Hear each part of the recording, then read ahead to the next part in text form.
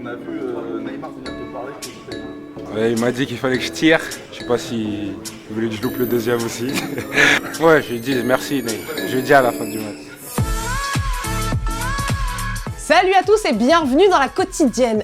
Incroyable scénario de match hier avec la victoire de Guingamp 2-1 au Parc des Princes face au Paris Saint-Germain qui élimine donc le PSG en Coupe de la Ligue. Les Bretons ont mis fin à une série de 44 matchs sans défaite en Coupe nationale. On imagine que ça devait être le feu, non, pour Guingamp? C'est une fête comme chaque victoire après match. Non, on sait qu'on a fait quelque chose de fantastique, mais bon, vous savez, il y a encore une demi-finale et une finale à aller chercher, donc c'est pas une fin en soi, donc on reste simple. En revanche, pour les joueurs du Paris Saint-Germain, ça tirait un peu plus la gueule, hein. On connaît notre force ici à la maison, c'est pour ça on est tous dégoûtés de perdre ce match. Et quelques erreurs techniques, on sait qu'on peut faire mieux. Je pense que c'était un déchet global de l'équipe. Il y a beaucoup de choses qu'on peut faire mieux et on sait, on est tous d'accord. Mais la vraie déclaration d'après-match hier, il fallait aller la chercher à Monaco après la défaite de Rennes au tir au but. Avec un éclair de génie sur le but rennais et une Panenka loupée, Athènes Ben Arfa, ça l'emballe pas vraiment la Coupe de la Ligue. C'est une petite déception, pas une grosse parce que ça reste que la Coupe de la Ligue. C'est pas le championnat ou la Coupe de France ou l'Europa. Si c'est un match à perdre, c'est celui-ci. On file tout de suite vers le studio point mercato. Hier, Monaco a officialisé l'arrivée du milieu et ancien Marseillais William Vainqueur, prêté par Antalyasport pour les 6 prochains mois. Et d'ailleurs, tiens Henri, vous avez des nouvelles de Cesc Fabregas? Oui, depuis que j'ai quitté Arsenal, j'ai des nouvelles de Cesc. Et ça va? Il va bien? Bah, il va bien. Il s'impatiente pas? Non, je ne pense pas, non. Merci coach pour les réponses. Bonsoir, bonsoir.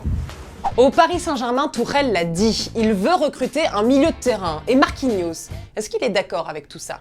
Il faut focaliser que notre coéquipiers sont les meilleurs au monde. Notre équipe, il faut qu'on pense que c'est la meilleure au monde. Voilà, si le coach l'a dit, c'est parce qu'il a bien analysé l'effectif qu'il a. Et la question du jour est là. Selon vous, le Paris Saint-Germain doit-il recruter cet hiver? Répondez dans les commentaires et on vous montrera 2 de vos réponses demain.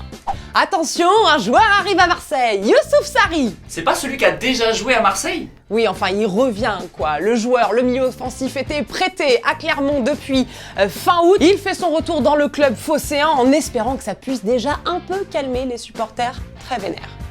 Que serait un point mercato sans une bonne déclat de Jean-Michel Aulas? Le président de Lyon a été interrogé par OLTV sur la prolongation de Bruno Genesio. Sa réponse, je pense qu'il ne faut pas précipiter les choses. Regardez Rudy Garcia à Marseille. On verra en fin de saison. C'est pas bien de se moquer, Jean-Michel, hein? Et pour finir avec la Ligue 1, Antoine Comboiré retrouve un banc d'entraîneur. Il devient coach de Dijon jusqu'à la fin de saison et sera déjà aux commandes pour la réception de Montpellier. Dans le reste de l'Europe, arrivée imminente d'Aaron Ramsey à la Juventus. Le joueur d'Arsenal passera sa visite médicale dimanche prochain et tout devrait s'officialiser la semaine prochaine. Hier, on vous demandait si Benjamin Pavard avait fait le bon choix de rejoindre le Bayern Munich. Et bien pour toi, Gabriel, c'est pas un mauvais choix. Pavard pourrait être encore plus international, mais attention à la concurrence tout de même, à ne pas rester sur le banc. Et pour toi, Mister Y, tu aurais préféré le voir au FC Barcelone? On en saura plus la saison prochaine. Manchester United est actuellement en stage à Dubaï et on a appris un truc incroyable. Paul Pogba a des yeux dans le dos, je vous jure. So mentally that was close. mentally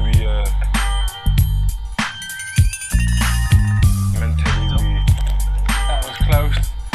mentally Et pendant que certains ça coule douce à Dubaï, Manchester City cravache 7-0 face à Rotherham et 9-0 face à Burton Albion. Ça fait quand même 16 buts en 3 jours. Le coach de Burton Albion, qui était victime donc des Citizens hier, on l'a retrouvé en conférence d'après-match. Il est réaliste, mais franchement, il est super attendrissant aussi. I've seen it on television every week, but seeing it firsthand, I couldn't believe how good the players were that they were up against tonight. They don't seem to be running there, lads, some of the time. They just seem to glide around the pitch. On a vu ceux en stage, ceux qui bossent, on n'a pas vu ceux qui mangent. Voici le Donut Challenge de Watford hier. Bon appétit.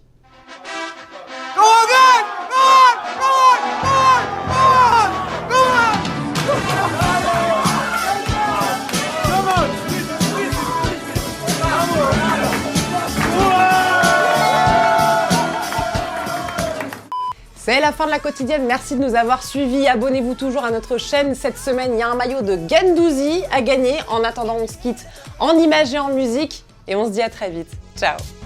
يلعب كرة في الجهة اليسرى هشام يبحث عن التقدم يبحث عن المرور يدخل إلى منطقة الجزاء يسدد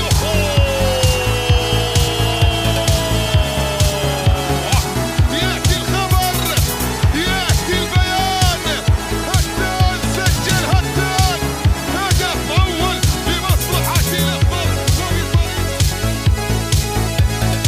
Et n'oublie pas, tu peux cliquer sur le blason Téléfoot là juste à droite pour t'abonner à la chaîne et du coup ne rien rater du contenu exclusif. À la prochaine!